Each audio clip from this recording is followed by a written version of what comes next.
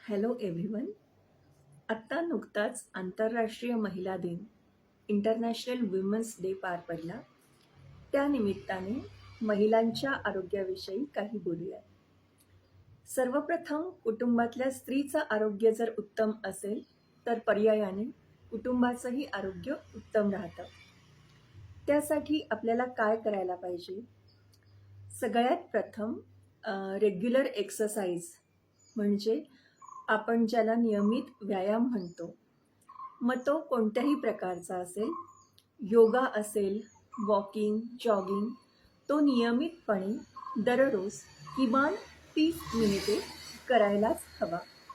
ह्यामुळे तुम्ही कित्येक आरोग्यविषयक समस्यांपासून दूर राहू शकता. दुसरी महत्त्वाची गोष्ट म्हणजे स्त्रीचा आहार. आपण ज्याला बॅलन्स डाएट किंवा चौरस आहार म्हणतो, ज्याच्यात सगळी पोषणमूल्य असतात, प्रोटीन्स, कार्बोहायड्रेट्स, विटॅमिन्स, मिनरल्स, योग्य प्रमाणात प्रत्येक घटक समाविष्ट असतो, त्याला आपण बॅलन्स डाएट असं म्हणतो. तर प्रत्येक स्त्रीने न चुकता वेळच्या वेळी हा बॅलन्स डाएट घ्यायला हवा. तिसरी गोष्ट रेग्युलर चेकअप्स.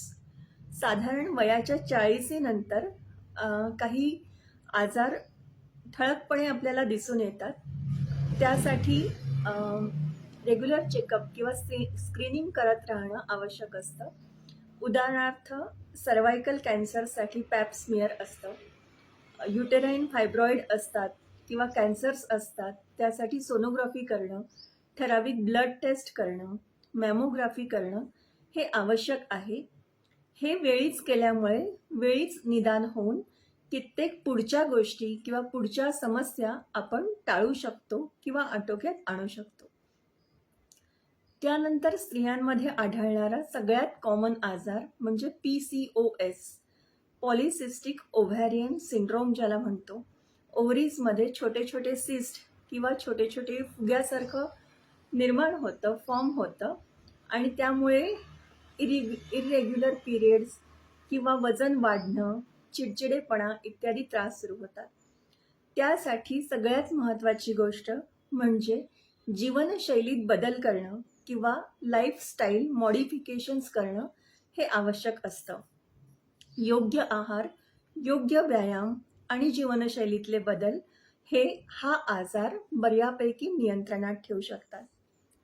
त्यानंतर शेवटचा टप्पा येतो मेनोपॉजचा, ज्या वेळेला चिडचिडेपणा, डिप्रेशन, हाडांचा ठिसूळपणा, कॅल्शियमची कमतरता ह्या समस्यांना स्त्रीला सामोरं जावं लागतं. त्यासाठी पुन्हा योग्य आहार आणि योग्य व्यायाम करणं, मेडिटेशन करणं आणि व्यवस्थित चौरस आहार घेत राहणं हे जरुरी असतं. धन्यवाद.